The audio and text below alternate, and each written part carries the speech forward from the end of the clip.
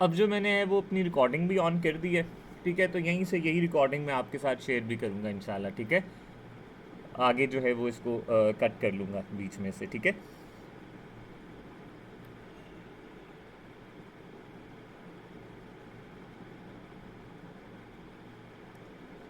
चलें, बिस्मिल्लाहिर्रहमानिर्रहीम। I hope so बेटा आपको जो है वो मेरी स्क्रीन जो है वो नज़र आ रही होगी।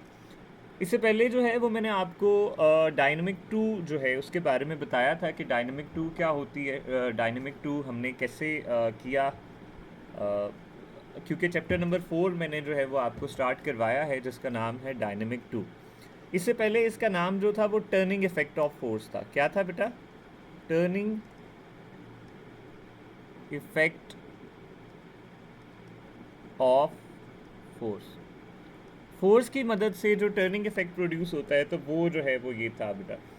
अब मैंने आपको इसकी सारा समझाया भी था कि कैसे इसको जो है वो ड्राइव किया गया, कैसे इसको फाइंड आउट किया गया। कि सबसे पहले जो है वो हमारे पास फ़िज़िक्स है, फ़िज़िक्स की ब्रांच मैकेनिक्स है, फिर मैकेनिक्स की आगे दो ब्रांचेस हैं जिनमें काइनेमेटिक्स है और डायनामिक्स है। डायनामिक्स को इन्होंने जो दोबारा जो है बेटा वो 1 और 2 के अंदर जो है वो डिवाइड कर दिया, ठीक है। डायनेमिक को 1 और 2 के अंदर क्या कर दिया? डिवाइड कर दिया। अब ये डायनेमिक 1 और डायनेमिक 2 में क्यों डिवाइड किया बेटा? डायनेमिक 1 में इन्होंने जो है वो लीनियर मोशन को रखा है कि जो फोर्स लगाने के ऊपर सीधा मोशन जो होता है, जब लीनियर मोशन होगा तो वो डायनेमिक 1 में आप पढ़ेंगे, ठीक है। फोर्स की मदद से जो लीनियर मोशन होगा वो डायनेमिक 1 में पढ़ेंगे। और डायनेमिक 2 के अंदर उन्होंने कह दिया कि जो आपके पास रोटेशनल या सर्कुलर मोशन होगा वो आप उसमें पढ़ेंगे। ये चैप्टर 1 का जो ये जो फर्स्ट लेक्चर मैंने इसका दिया बेटा, जिसके मैंने आपके साथ लिंक शेयर किए थे, उसमें आप देखिएगा तो डिटेल में मैंने ये सारी जो चीज़ें हैं वो बताई हैं आपको, ठीक है। कि डायनेमिक 1 में उसने किस तरह से इसको कर दिया और डायनेमिक 2 इसने क्या कह दिया, ठीक है। उसके अंदर हमने पैरेलल फोर्सेस, जिसमें हमने like parallel forces, unlike parallel forces वो कर ली थी। उनकी एग्जांपल्स मैंने आपके साथ शेयर की थी। और उसके बाद जो है वो टॉर्क जो है वो क्या है, वर्क और टॉर्क जो है वो कैसे जो है वो एक दूसरे से अलग हैं, उनमें सिमिलैरिटीज़ क्या हैं, उनमें डिफरेंसेस क्या हैं, ये समझाए थे मैंने। उसके बाद मोमेंट आर्म क्या होता है ये मैंने आपको समझाया था। तो वो लेक्चर बहुत इंपॉर्टेंट है, लेक्चर आपने लेना है। उस लेक्चर को ऑनलाइन इसीलिए शेयर किया था ताकि आप लोग उस वक्त गांव में थे और घरों में नहीं थे और आपके लिए फेसिबल नहीं था कि क्लास ऑनलाइन आप ले सकें, ठीक है। तो आज का जो हमारा टॉपिक है वो है centre of mass. Centre of मास और सेंटर ऑफ ग्रेविटी, ठीक है। अब ये सेंटर ऑफ मास और सेंटर ऑफ ग्रेविटी क्या है, मैं कोशिश, एक मिनट में जो आपके चैट्स हैं वो ऑन था। Let me turn off your chats there. आप मुझे वहाँ पे मैसेजेस करते रहेंगे और आपको ये नहीं पता कि वहाँ पे मैसेजेस जो हैं वो उनको मैं नहीं देख रहा, ठीक है। तो चैट्स मैंने आपकी ऑफ़ कर दी हैं। कहाँ गया? ये रही, ठीक है। तो टॉपिक कौन सा है? 4.6 सेंटर ऑफ मास। अब सेंटर ऑफ मास क्या है? वो कहते हैं, आप ही की बुक के ये सारे नोट्स बने हुए हैं, आपने यहाँ से नोट्स जो हैं वो बनाने हैं, ठीक है। आपने मेक श्योर करना है कि ये नोट्स जो हैं वो आप बनाएं, ठीक है। और यहाँ पे आपको निशान लगाने की ज़रूरत भी नहीं है। ये आपको जो है वो डेफिनेशंस, ये जो आपको ब्लॉक में मिलेंगी ये आपको डेफिनेशंस मिलेंगी, ठीक है। डेफिनेशंस और स्टेटमेंट्स जो हैं DIFI होता है, ठीक है, TION। डेफिनेशंस जो हैं वो आपको सारी की सारी ब्लॉक्स में मिलेंगी, उनके साथ एक्स्ट्रा इन्फॉर्मेशन। ये सारी चीज़ें मैंने जो है बेटा वो आपको एज अ नोट्स जो है वो प्रोवाइड की हैं, ठीक है। तो इसको मेक श्योर कीजिएगा कि एज इट इज़ जो हैं वो बुलेट्स के साथ, जो बुलेट्स बनी हुई हैं उनको नोटबुक्स में बुलेट्स बनाएं और उनको एज इट इज़ जो है वो आप सॉल्व आउट करें, ठीक है। अब वो कह रहे हैं कि rigid body, a body that does not deform और change its shape. Rigid body कौन सी होती है? रिजिड बॉडी वो होती है बेटा जिसको हम उर्दू में ठोस बॉडी कहते हैं, ठीक है। सख्त बॉडी जो होती है, वो बॉडी जिसके ऊपर आप फोर्स लगाएं तो वो बॉडी जो है वो डिफॉर्म ना हो, वो अपनी शेप ना चेंज कर ले। जैसे कि एक पत्थर होता है, पत्थर अपनी शेप जो है वो बरकरार रखता है, वो रिजिड होता है, सख्त होता है, ठीक है। उसी के बरक्स अगर आप एक फोम का टुकड़ा टुकड़ा देखें, a piece of form, if you look at the piece of form, तो वो जो है वो क्या होगा बेटा, वो बहुत नर्म और सॉफ्ट होता है, वो उसके अगर आप फोम उसको करें तो वो कंप्रेस हो जाता है, वो डीफॉर्म हो जाता है। तो रिजिड बॉडी की बात करता है कि एक rigid body is made up of large amount of interconnected particles. ठीक है, आप आगे जब पढ़ेंगे ना मैटर और उसकी टाइप्स, तो आप देखेंगे कि मैटर जो हैं वो एटम से मिलके बने होते हैं। तो वही कह रहा है कि एटम्स मिलके मॉलिक्यूल्स बनाते हैं, और वो ये कह रहा है कि ये जो मॉलिक्यूल्स होते हैं, ये एटम्स होते हैं, ये इंटरकनेक्टेड होते हैं, एक दूसरे के साथ जो है ये अटैच्ड होते हैं। ठीक है, the centre of mass abbreviated as C M, इसको जो है वो हम किससे, सी एम से एब्रीवेट करते हैं। वो कहते हैं of rigid body is a point about which mass is equally distributed. अब सेंटर ऑफ मास जो है वो किसी भी बॉडी का वो पॉइंट है बेटा कि जहाँ पे आप ये कह लें कि उसके सारे का सारा जो मास है वो कंसंट्रेटेड होता है। सारे का सारा मास जो है वो क्या होता है, कंसंट्रेटेड होता है। ये एक आप देखें बेटा, ये ना एक चिड़िया सी या एक ना ऐसे ईगल सा बना होता है, और वो ईगल ना एक पॉइंट के ऊपर बैलेंस हो जाता है। वो ईगल जो है वो क्या है, उसकी फिंगर के ऊपर, अगर आप अपनी स्क्रीन के ऊपर आपको नज़र आ रहा होगा कि ये जो फिंगर के ऊपर इसके ना ये ईगल या ये जो स्पैरो बनी हुई है बेटा, ये ना सारी की सारी इसके ऊपर बैलेंस हो गई है। अब ये कैसे बैलेंस हुई है कि इसके सारे का सारा mass, whole of the mass of this body is acting at the single point. ये इसका क्या है बेटा, जहाँ पे उसने फिंगर अप्लाई की हुई है, ये उसका सेंटर ऑफ मास है। सेंटर ऑफ मास एक ऐसा पॉइंट होता है जहाँ पे किसी भी बॉडी का जो है वो क्या होता है बेटा, किसी भी बॉडी का होल मास जो है वो इक्वली डिस्ट्रीब्यूट होता है, या होल मास कंसंट्रेटेड होता है। If the line of action of force passes through the centre of mass of a body, it will not produce any torque. ये बात अब समझने वाली है, ये बात समझने वाली है। वैसा चले जाएं, अच्छा चले जाएंगे बस जी बेटा।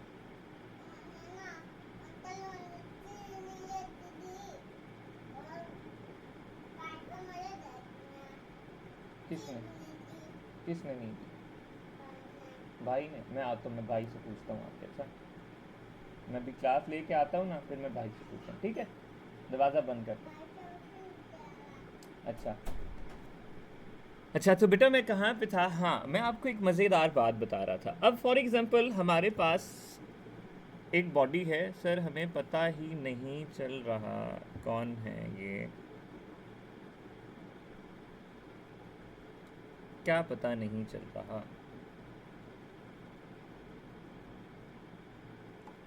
चलिए, ये बेटा रिकॉर्डेड लेक्चर्स मौजूद होंगे, मैं आपके साथ रिकॉर्डेड लेक्चर्स भी ना शेयर कर दूंगा, ठीक है? असद मुझसे क्वेश्चन कर रहा है कि सर हमें जो है वो पता नहीं चल रहा, हालांकि मैंने उससे लिंक भी शेयर किया। लेट्स से बेटा सर ये वाई क्या है, पता नहीं अब्दुल्ला, ये असद क्या कह रहा है।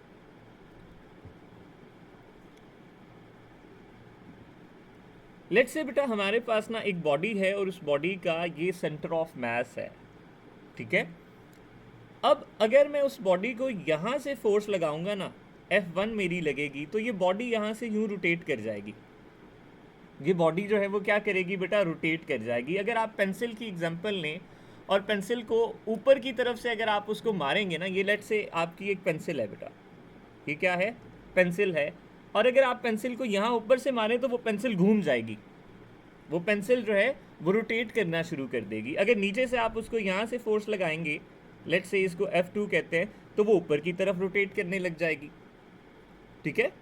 लेकिन अगर आप बेटा उसको यहाँ पे फोर्स अप्लाई करते हैं, ये जो आपकी F3 में इसको कह देता हूँ, तो ये सेंटर ऑफ मास के इसके जो line of action of force है, अब ये line of action of force क्या है ये भी मैं लास्ट लेक्चर में आपको समझा चुका हूँ। ये जो line of action of force है, इसके अगर ऊपर से ये सेंटर ऑफ मास के ऊपर से गुजरेगी या बीच में से गुजरेगी, तो आपकी बॉडी जो है वो रोटेट नहीं करेगी, सीधा सीधा मूव करेगी, उसमें टर्निंग इफेक्ट जो है वो नहीं होगा, और टर्निंग इफेक्ट को ही हम क्या कहते हैं, टॉर्क कहते हैं। तो बात ये याद रखिएगा कि जब किसी भी बॉडी के सेंटर ऑफ मास के ऊपर जो है जब वो फोर्स अप्लाई की जाती है, तो वो बॉडी रोटेट नहीं करती, वो बॉडी स्ट्रेट लाइन मूव करती है या लीनियर मोशन करती है, ठीक है? लीनियर मोशन ना होने के लिए ज़रूरी है कि आपकी जो फोर्स अप्लाई की गई है वो उसके सेंटर ऑफ मास के ऊपर ना हो, ठीक है। The body will move in the direction of net force without, ये अच्छा ये क्या है, विदाउट है, ठीक है। ये थोड़ा सा गलत है यहाँ पे ना, आपने क्या लिख लेना है, विदाउट, ठीक है। तो यहाँ तक आपको आई होप सो बात जो है वो समझ में आ गई होगी, और बच्चे जो हैं उन्होंने क्लास को भी ज्वाइन किया होगा, ठीक है। सर मुझे,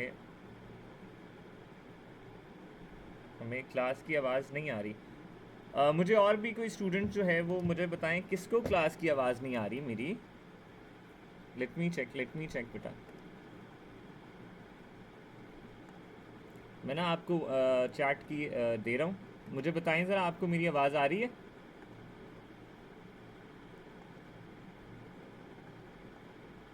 मैसेज करके बताएं। हाँ, ताहा कह रहा है आ रही हैं, फौजिया सुल्ताना आ रही हैं। क्या नाम है, असद ही है आई थिंक सो, असद खान है। असद खान आप ना अपने माइक की अलाउ चेक करके देखें, उसमें वहाँ पे देखें I can hear you sir, everybody can hear me बेटा, सारे सुन सकते हैं मुझे।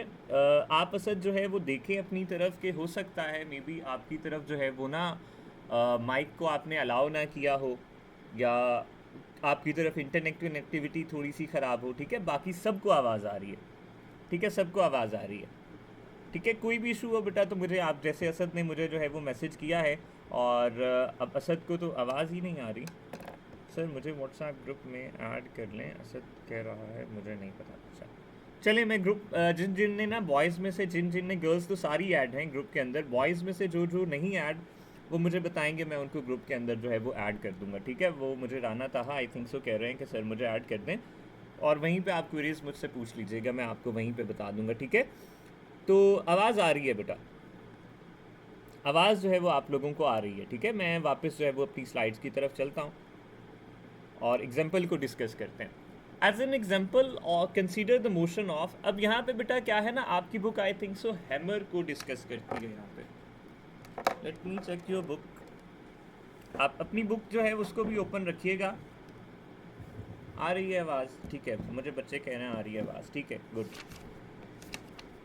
आपकी बुक का पेज नंबर है 92, पेज 92 के ऊपर है, ठीक है। ये एग्जांपल मैंने थोड़ी सी यहाँ पे ना हैमर की जगह बैट ऐड कर दिया, ठीक है।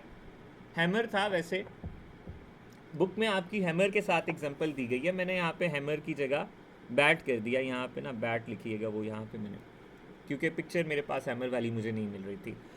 अच्छा, अब क्या है बेटा कि वो कह रहा है कि for example consider the motion of centre of mass of a hammer as shown. यहाँ पे हैमर की जगह आप बैट भी लिख सकते हैं, अगर आप बुक वाली करते हैं तो वो वहाँ पे हैमर के साथ ही लिखा है, ठीक है।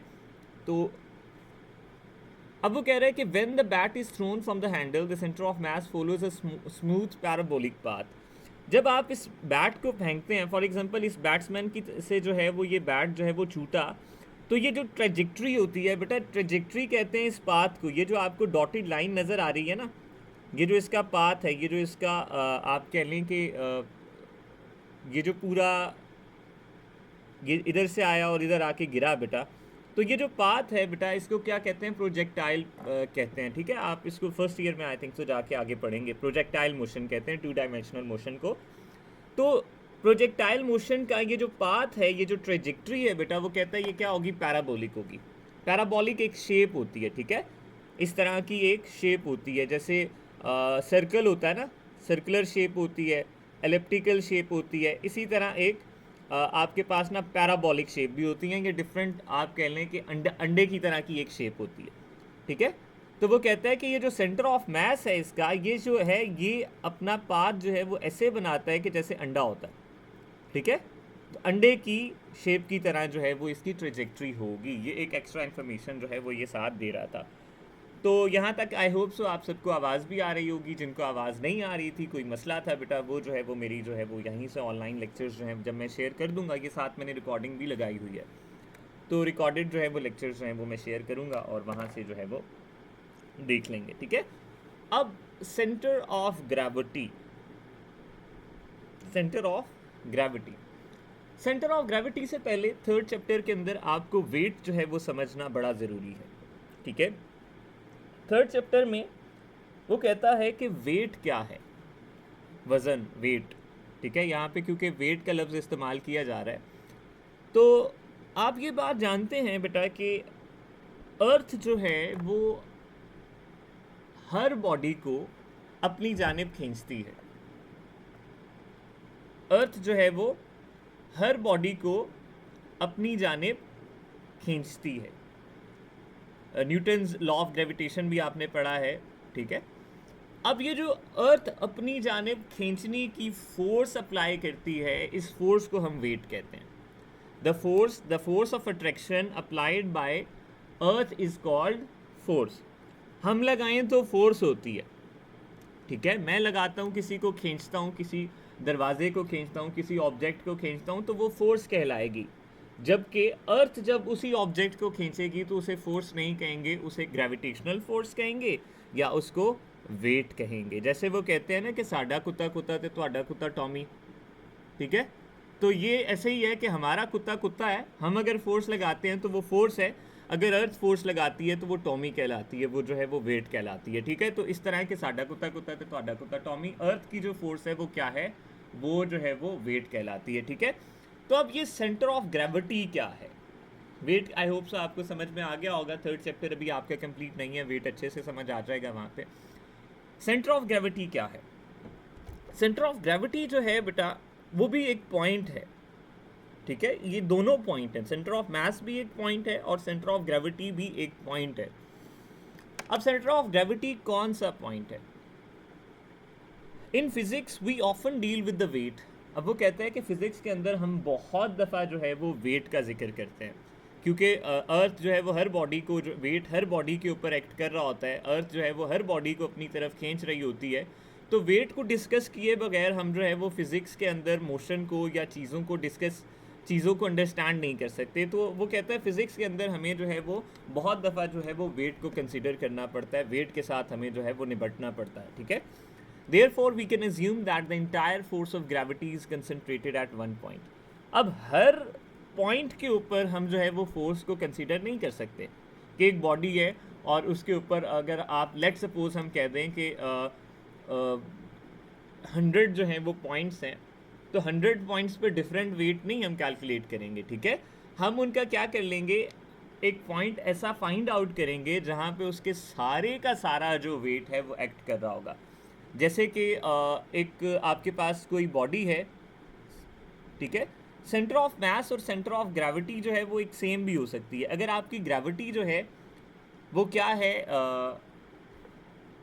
वेरिएबल नहीं है, अगर ग्रेविटी कांस्टेंट है, अगर जी की वैल्यू कांस्टेंट है बेटा, जी क्या है, कांस्टेंट है, तो आपकी जो वैल्यू होती है सेंटर ऑफ मास की और सेंटर ऑफ ग्रेविटी की वो सेम होती है, ठीक है। तो सेंटर ऑफ ग्रेविटी भी आप कह सकते हैं बेटा कि वो ऐसा पॉइंट होता है जहाँ पे किसी बॉडी का सारे के सारा वेट जो है वो एक्ट कर रहा होता है। आप उसको, अगर आप उस पॉइंट से जो है वो उसको होल्ड करें तो वो बैलेंस हो जाती है, वो ऑब्जेक्ट जो है वो क्या हो जाता है, वो ऑब्जेक्ट जो है वो बैलेंस हो जाता है, ठीक है। The centre of gravity is abbreviated at, इसको हम एब्रीवेट करते हैं सी जी के साथ, the point where whole weight of the body appears to act, ठीक है। ये वो पॉइंट होता है जहाँ पे सारे का सारा जो है वो किसी भी बॉडी का वेट एक्ट करता है। जैसे कि इस बॉडी का ये जो वेट है ये यहाँ नीचे एक्ट कर रहा है, ये वाला वेट यहाँ नीचे एक्ट कर रहा है, इसका भी ये वेट, होल वेट जो है वो यहाँ पे नीचे एक्ट कर रहा है। अगर इसको यहाँ से आप पकड़ेंगे तो ये बैलेंस्ड हो जाएगी, ये ना इधर को गिरेगी ना इधर को गिरेगी, क्योंकि इसका वेट सेंटर ऑफ ग्रेविटी से जब भी बॉडी को जो है वो हैंग किया जाता है या उसको वहाँ पे जो है वो आप कह लें उस पर बैलेंस किया जाता है, तो वो दोनों तरफ नहीं गिरती, उसमें कोई टॉर्क प्रोड्यूस नहीं होता, ठीक है। तो अब मैं आपको एक और बात जो बताने जा रहा था बेटा, स्टेबिलिटी एक टॉपिक आप पढ़ेंगे, स्टेबिलिटी। इक्विलिब्रियम के बाद ना आप इक्विलिब्रियम में ही ना स्टेबल इक्विलिब्रियम पढ़ेंगे और उसी के साथ स्टेबिलिटी पढ़ी जाएगी। तो स्टेबिलिटी को समझने के लिए ये सेंटर ऑफ ग्रेविटी का टॉपिक समझना बड़ा ज़रूरी है, ठीक है, क्योंकि आपकी स्टेबिलिटी जो है वो अंडरस्टैंड ही तब हो पाती है जब आपको सेंटर ऑफ ग्रेविटी का पता हो। तो इसलिए सेंटर ऑफ ग्रेविटी को समझिएगा, इसको अच्छे से अंडरस्टैंड करें कि ये वो पॉइंट होता है जहाँ पे किसी बॉडी का सारे का सारा वेट जो है वो कॉन्सेंट्रेटेड होता है, जहाँ पे सारे का सारा उसका वेट जो है वो क्या होता है, एक पॉइंट के ऊपर आ जाता है, ठीक है।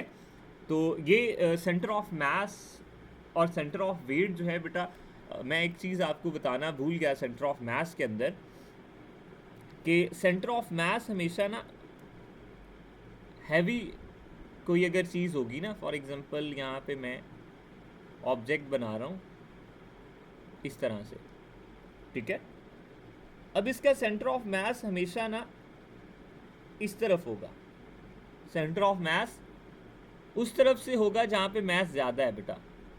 इसका सेंटर ऑफ मास सेंटर में नहीं होगा, इस तरफ होगा जहाँ पे मास ज़्यादा है, ठीक है। अगर आप इसको यहाँ से बैलेंस करना चाहेंगे तो ये जो है वो आपका बैलेंस हो जाएगा।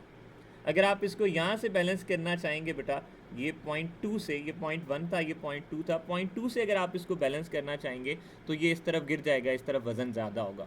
तो आपको इधर को जो है वो आपका सेंटर ऑफ मास जो है वो हमेशा जो है वो किस तरफ होता है, सेंटर ऑफ मास और सेंटर ऑफ ग्रेविटी जो है वो हमेशा हैवी ऑब्जेक्ट की तरफ होता है। जैसे ये बैट है ना, तो बैट इस तरफ से हैवी है, ठीक है। तो इसका जो सेंटर ऑफ मास है वो सेंटर में नहीं है, वो ये सेंटर ऑफ मास जो है ये इस तरफ लीन हुआ है, इस तरफ जो है वो आप कह लें कि ज़्यादा है, ठीक है। तो ये बात एक याद रखिएगा कि सेंटर ऑफ मास और सेंटर ऑफ ग्रेविटी हमेशा उस जानिब होता है जहाँ से मास ज़्यादा हो, ठीक है। हमेशा ये नहीं होता कि सेंटर ऑफ मास जो है वो ऑब्जेक्ट के सेंटर में होगा, सेंटर में नहीं होता। ये वो पॉइंट होता है जहाँ पे उसका सारे का सारा मास, ये सारे के सारी ग्रेविटी, सारे के सारा वेट जो है वो एक्ट कर रहा हो, ठीक है। तो ये कुछ चीज़ें आपको पता होनी चाहिए।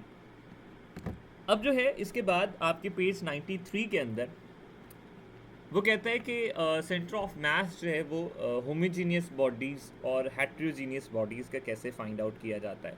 होमोजीनियस का मतलब बेटा कि सिमेट्रिक ऑब्जेक्ट्स, आपकी बुक किसको कहती है, कौन से, सिमेट्रिक ऑब्जेक्ट्स। अब ये सिमेट्रिक ऑब्जेक्ट्स कौन से होते हैं, सिमेट्री जिनकी कोई ख़ास शेप हो, जैसे कि ट्रायंगल एक ख़ास शेप है, इसका एक ख़ास एरिया का एक फार्मूला होता है, स्क्वायर का, रेक्टेंगल का, जिनका कुछ फार्मूला होता है, हमारे पास फार्मूला होता है, हम उनको फार्मूला के थ्रू जो है उनके वॉल्यूम और एरिया फाइंड आउट कर लेते हैं। उनको हम क्या कहते हैं, उसको हम कहते हैं कि वो एक सिमेट्रिक होते हैं, स्क्वायर, उसके बाद क्यूब, रेक्टेंगल, सिलेंड्रिकल शेप, ठीक है, स्फीयर। तो ये सारे के सारे हमारे पास क्या होती हैं, सिमेट्रिक शेप्स होती हैं, ठीक है। उसके बाद हेट्रोजीनियस या नॉन सिमेट्रिक या इरेगुलर ऑब्जेक्ट्स कौन से होते हैं, वो होते हैं बेटा कि जिनकी कोई ख़ास स्पेसिफिक शेप नहीं होती। जैसे ये आप देख रहे हैं बेटा कि ये टेढ़ी मेढ़ी शेप है, ठीक है, ये टेढ़ी मेढ़ी शेप है, इसकी जो है वो आप जो है इसको ये कह लें कि ये शेप जो है वो कोई वैलिड नहीं है, इसकी कोई सिमेट्री नहीं है, ठीक है। तो हेट्रोजीनियस के अंदर आप जो है होमोजीनियस के अंदर या सिमेट्रिक ऑब्जेक्ट्स की जो है वो शेप आप कैसे फाइंड आउट करेंगे। सैम दास, ये किस क्लास का है, अच्छा।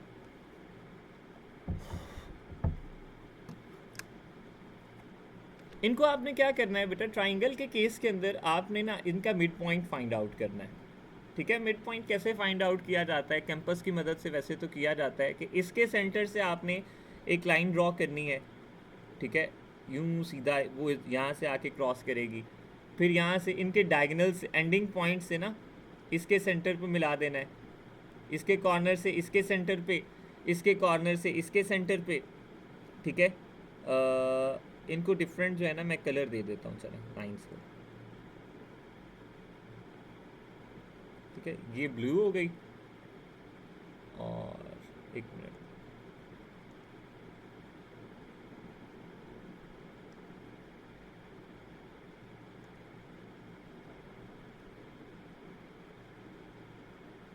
ये जो है बेटा एक येलो लाइन आपके पास आ गई, येलो वैसे कम नज़र आ रही है, ये जो है एक ब्लू लाइन हो गई, और ये जो है हमारे पास एक रेड लाइन हो गई। तो क्या करना है, ट्रायंगल में आपने जो है वो एक के कॉर्नर से लेके दूसरे के सेंटर पे आपने मिला देना है, इसका कॉर्नर इसका सेंटर, इसके जो ऑपोजिट साइड होती है उसके सेंटर पे मिलाएंगे तो ये आपके पास जो है वो पॉइंट आ जाएगा, ये इसका सेंटर ऑफ मास होगा, ये इसका क्या होगा बेटा, सेंटर ऑफ मास होगा, और यही इसका सेंटर ऑफ ग्रेविटी भी होगा, यही इसका सेंटर ऑफ ग्रेविटी भी होगा। स्क्वायर के केस के अंदर डायगनल्स को मीट कर दें, डायगनल्स ड्रॉ करें, और डायगनल्स का जो मिड यहाँ पे जो क्रॉस सेक्शनल एरिया होगा बेटा उसको हम जो है वो हमारे पास क्या होगा, सेंटर ऑफ मास भी होगा और सेंटर ऑफ ग्रेविटी भी होगा। रेक्टेंगल का भी इसी तरह डायगनल्स मीट करेंगे तो यही पॉइंट हमारे पास जो है वो सेंटर ऑफ मास भी होगा और सेंटर ऑफ ग्रेविटी भी होगा। उसी तरह जो है वो पिरामिड का जो है यहाँ पे जो है वो हमारे पास सेंटर ऑफ मास और सेंटर ऑफ ग्रेविटी बनता है। रिंग और डिस्क का जो है वो इस तरह से आपको कहता है कि सेंटर जो है रिंग या डिस्क का एक सर्कल होता है और सर्कल का सेंटर ही जो है वो अगर वो यूनिफॉर्मली डिस्ट्रीब्यूशन उसमें हुई हुई है तो ये सारे वो हैं बेटा कि जिनके अंदर डिस्ट्रीब्यूशन यूनिफॉर्म है। ठीक है, एक जैसे जो है वो एटम जो हैं वो एक जैसे डिस्ट्रीब्यूट हुए हुए हैं। एटम ऐसे नहीं है कि एक कॉर्नर के अंदर एटम ज़्यादा डिस्ट्रीब्यूटेड है, एक कॉर्नर के अंदर एटम कम डिस्ट्रीब्यूटेड है। अगर ऐसे होगा तो फिर जो है वो सेंटर में नहीं होगा, फिर जहाँ पे एटम ज़्यादा डिस्ट्रीब्यूटेड है, जहाँ ज़्यादा मैस होगा, आपका सेंटर ऑफ मास जो है वो उस तरफ जो है वो टिल्ट कर जाएगा। ठीक है, उसके लिए फिर आप ये वाला मेथड इस्तेमाल नहीं कर सकते। ठीक है, ये जो है वो सिमेट्रिक ऑब्जेक्ट्स के लिए है और यूनिफॉर्मली जो है वो आपकी जो होती है ना यूनिफॉर्मली डिस्ट्रीब्यूशन जिनके अंदर होती है उनके लिए है। ठीक है, तो आई होप सो आपको मेरी आवाज़ भी आ रही होगी और आपको मेरी बात भी समझ में आ रही होगी। ठीक है, अब इसके बाद इरेगुलर ऑब्जेक्ट्स हैं, फिर कैन यू टेल है और फिर प्रिंसिपल ऑफ मूवमेंट है। प्रिंसिपल ऑफ मूवमेंट को हम देखेंगे अगर टाइम बाद में करेंगे। ठीक है, इतना टाइम हम जो है ना फिर टाइम भी थोड़ा सा बचाना है ना। प्रिंसिपल ऑफ मूवमेंट जो है वो आपके साथ रिकॉर्डेड शेयर कर दूंगा। ठीक है, ताकि आपको जो है वो आप थक ना जाएं ज़्यादा।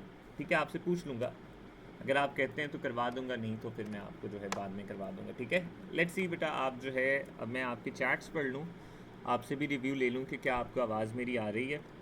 हाँ जी, तो मुझे बताइएगा कि क्या मेरी आवाज़ आपको समझ में आ रही है, मेरी आवाज़ पता चल रहा है आपको, नहीं चल रहा?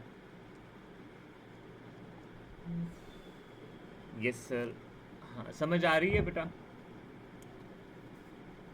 तेज़ तो नहीं जा रहा मैं?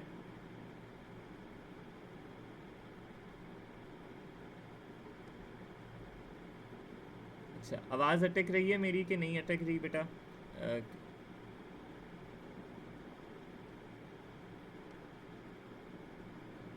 नहीं अटक रही। अच्छा, जिनकी तरफ मेरी आवाज़ नहीं ना अटक रही बेटा, तो फिर इसका मतलब ये है कि मेरी तरफ से सही आवाज़ जा रही है। ठीक है, अब जिनकी तरफ आवाज़ अटक रही है तो उनके इंटरनेट कनेक्टिविटी का मसला होता है। ठीक है, वो थोड़ा सा ऐसे कर लें कि थोड़े ऊपर वाले पोर्शन में चले जाएं, या बाज़ औक़ात ऐसे होता है कि घर के ना वो कॉर्नर वाले कमरे के अंदर बैठे होते हैं कि कोई उनको तंग ना करे। जैसे मैं बैठता हूँ तो मैं कॉर्नर वाले कमरे में बैठता हूँ कि कोई भी मुझे आके तंग ना करे। तो इस केस के अंदर क्या होता है कि फिर मुझे जो है ना आप ये कह लें कि सिग्नल्स कम आते हैं। लेकिन मैं अभी फिर वक्त तो वाईफाई इस्तेमाल कर रहा हूँ तो सिग्नल्स का मुझे वो इशू नहीं है, नेटवर्क पे ये इशू होता है। तो जिनको आवाज़ अटक के आ रही है बेटा, वो ऐसे कर सकते हैं कि वो जो है वो कहीं ऊपर वाले पोर्शन में या अच्छे जहाँ पे सिग्नल अच्छे आते हैं वहाँ पे चले जाएं। ठीक है, तो चलें वापस चलते हैं हम अपनी स्लाइड्स की तरफ। यहाँ से मैं जो है वो ऑफ़ कर दूँ आपकी चैट्स, ताकि आप फिर चैट्स करते ही ना रहें मुझे बाद में और कहीं से जवाब नहीं दे रहे। फॉर इरेगुलर ऑब्जेक्ट, अब इरेगुलर और नॉन सिमेट्रिक ऑब्जेक्ट जो हैं उनके लिए क्या होता है? ठीक है,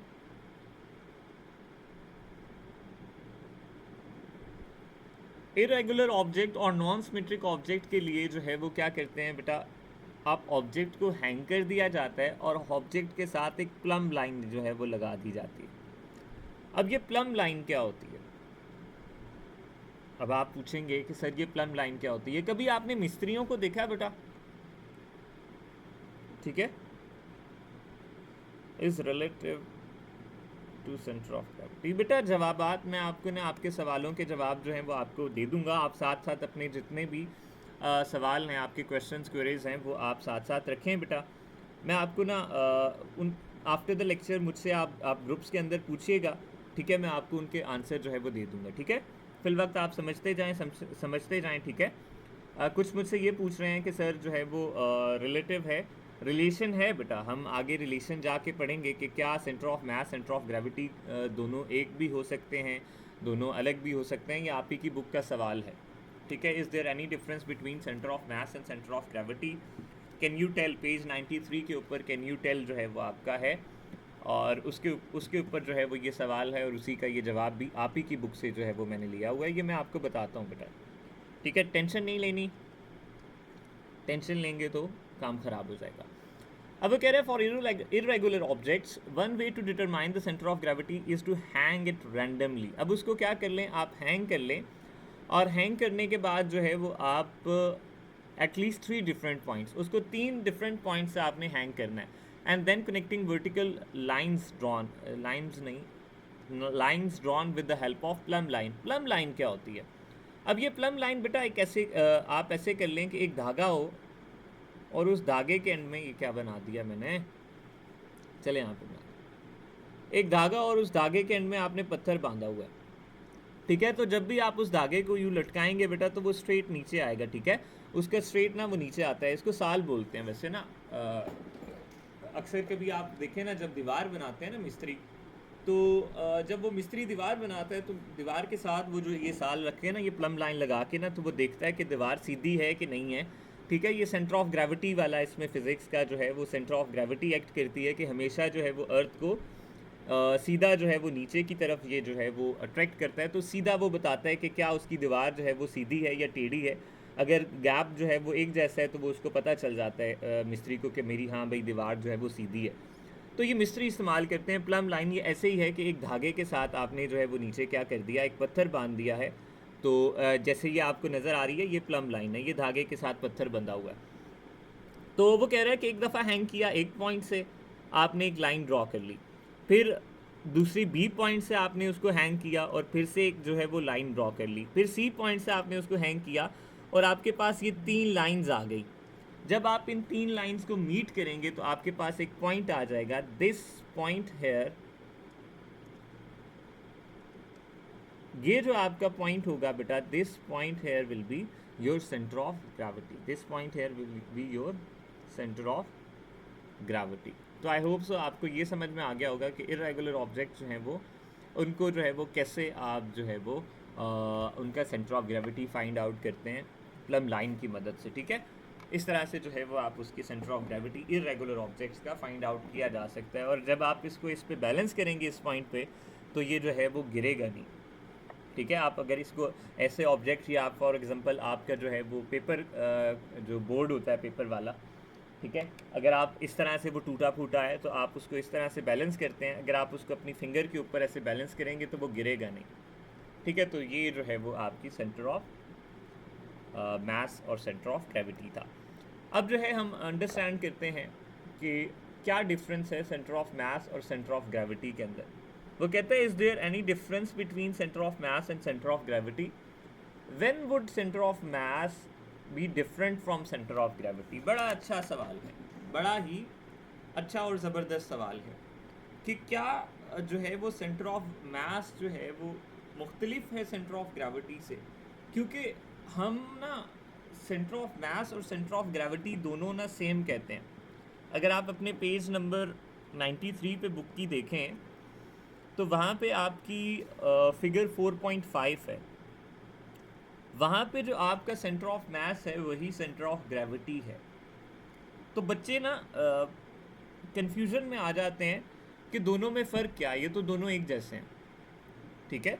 तो सेंटर ऑफ मास और सेंटर ऑफ ग्रेविटी दोनों अलग अलग हैं, ठीक है? आप ये कहेंगे yes there is a difference between centre of mass and centre of gravity. Centre of mass is a point where whole of the mass is concentrated for a body, whereas center of gravity is a point where whole of the weight is concentrated, ठीक है? center of mass में सारे का सारा mass जो है वो concentrate होता है एक point के ऊपर, और center of gravity के अंदर सारे के सारा weight जो है वो concentrated होता है। और mass और weight के अंदर क्या फ़र्क है वो भी आप जो है वो पढ़ेंगे, आप पढ़ चुके होंगे, ठीक है? पहले पिछली दफ़ा पढ़ाया था, अभी न्यू सेशन में आपको मैंने 3rd चैप्टर में नहीं अब तक पढ़ाया, ठीक है? तो centre of mass and centre of gravity are same for small objects. वो कहता है centre of mass and centre of gravity जो है आप ही की बुक के वर्डिंग्स हैं, ठीक है? यहाँ पे बेटा ये जो नोट्स होंगे मैं कोशिश करता हूँ, ऑल्दो मेरे पास ये सारी बुक जो है वो 9th की भी 10th की भी पहले से बनी हुई मौजूद है, लेकिन मैं वो नोट्स नहीं आपको प्रोवाइड कर रहा, वो सिंध बोर्ड के लिए हैं। ये फेडरल बोर्ड की आपकी जो न्यू बुक आई है, ये सारी वर्डिंग्स वहाँ की हैं, ठीक है? तो वो कहता है कि स्मॉल ऑब्जेक्ट्स के लिए जो है वो क्या होते हैं, सेंटर ऑफ मास और सेंटर ऑफ ग्रेविटी जो है वो सेम होता है, ठीक है। For small object centre of mass and centre of gravity is same, but since the valued acceleration due to gravity decreases with altitude. अब क्या होता है कि वो कह रहे हैं बड़े बड़े ऑब्जेक्ट्स जो पहाड़ होते हैं, अब पहाड़ बहुत बड़े होते हैं, ठीक है, पहाड़ जो है वो बहुत बड़े होते हैं। अब इन पहाड़ का सेंटर ऑफ ग्रेविटी जो है और सेंटर ऑफ मास सेम नहीं होगा, सेंटर ऑफ मास चेंज नहीं होता। फॉर एग्जांपल सेंटर ऑफ मास इसका इस पॉइंट के ऊपर है, अगर तो g कांस्टेंट है तो यही पॉइंट जो है, अगर तो g कांस्टेंट है तो सेंटर ऑफ मास और सेंटर ऑफ ग्रेविटी यही पॉइंट होगा। लेकिन हम जानते हैं कि पहाड़ जो है वो क्या है, बहुत बड़े होते हैं, और जैसे जैसे हम हाइट के ऊपर जाते जाएंगे h जो है वो हमारे पास इंक्रीज़ करती है, तो हमारे पास g जो है वो डिक्रीज़ करती जाती है। हाइट एल्टीट्यूड के साथ हमारे पास जो g की वैल्यू होती है, ग्रेविटेशन एक्सेलरेशन की जो वैल्यू होती है जिसकी ये बात यहाँ पे कर रहा है, वो डिक्रीज़ होती है। तो g जो है वो हमारे पास इस केस में क्या होगी, पहाड़ के केस में, बड़े ऑब्जेक्ट के केस में क्या होगी, वेरिएबल होगी। जब g वेरिएबल होगी तो हमारा ये जो जहाँ पे वेट ज़्यादा होगा बेटा, जहाँ की g की वैल्यू ज़्यादा होगी, वहाँ पे हो सकता है हमारे पास जो है वो क्या होगी, सेंटर ऑफ ग्रेविटी जो है वो उस तरफ होगी, ठीक है। तो हो सकता है यहाँ पे सेंटर ऑफ ग्रेविटी इसकी जो है वो और नीचे हो, ठीक है, ऊपर वेट कम होगा, यहाँ नीचे वेट ज़्यादा हो जाएगा। तो यहाँ पे वेट ज़्यादा होने की वजह से इस पॉइंट के ऊपर जो है वो आपका सी जी लाई करता हो, और ऊपर ये जो पॉइंट है यहाँ पे आपका सी एम लाई करता हो। तो जब कोई ऑब्जेक्ट बड़ा होता है तो बड़े ऑब्जेक्ट के केस के अंदर आपके पास क्या होता है कि आपके पास जो सेंटर ऑफ ग्रेविटी होता है और सेंटर ऑफ मास जो होता है वो डिफरेंट होता है। तो इसी के साथ जो है वो आपका ये जो सेंटर ऑफ मास का टॉपिक और सेंटर ऑफ ग्रेविटी का टॉपिक है ये कंप्लीट हो चुका है। नेक्स्ट जो है वो प्रिंसिपल ऑफ मूवमेंट है। प्रिंसिपल ऑफ मूवमेंट जो है वो इक्विलिब्रियम के साथ ही आपकी बुक ने जो है वो डिस्कस किया हुआ है। So we will also discuss this with equilibrium, ठीक है। कल हमारा टॉपिक जो है आई थिंक सो इक्विलिब्रियम का ही है। मुझे शेड्यूल में आपके दिखने दें कि कल का कौन सा टॉपिक है। हाँ, Friday equilibrium and it's condition, ठीक है। तो इक्विलिब्रियम की सेकंड कंडीशन जो है वो भी प्रिंसिपल ऑफ मूवमेंट ही है, ठीक है। तो हम जो है वो कल इसको अंडरस्टैंड करेंगे कि what is equilibrium, what is principle of movement. Let's move on toward you and ask you कि क्या क्या आपको समझ में आया, क्या क्या क्वेरीज हैं आपकी, ठीक है। अभी 43 हो चुके हैं, हम तकरीबन थोड़ी सी देर के अंदर क्लास को एंड करते हैं। चलें भाई, बताएं मुझे बेटा, समझ में आई है मेरी कुछ लेक्चर की समझ आई है नहीं आई है। पहले आपका लेक्चर था, और बच्चों को कहें जिन्होंने लेक्चर लिए हैं वो बाकियों को बताएं कि लेक्चर्स जो हैं वो लें, ठीक है। जी सर आई है, असद भी कह रहा आई है, ठीक है। ये रिकॉर्डेड लेक्चर्स भी मैं आपके साथ ताहा राना होगा, ये हैज़ रेज्ड हैंड, ताहा भी कुछ कह रहा है, ठीक है। ये सर आ गई है ताहा जैसा, सबको चलें समझ में आ गई है। फिर बेटा अगर किसी का क्वेश्चन हो, you can ask me that question, आप मुझसे वो क्वेश्चन पूछ सकते हैं, ठीक है। और ठीक है, और बाकी बच्चों को मेक श्योर करें जितने भी स्टूडेंट्स हैं वो अवेलेबल हों, यहाँ पे आएँ, ठीक है। मैं लेक्चर जो है वो अपना रिकॉर्डिंग तो एंड कर रहा हूँ।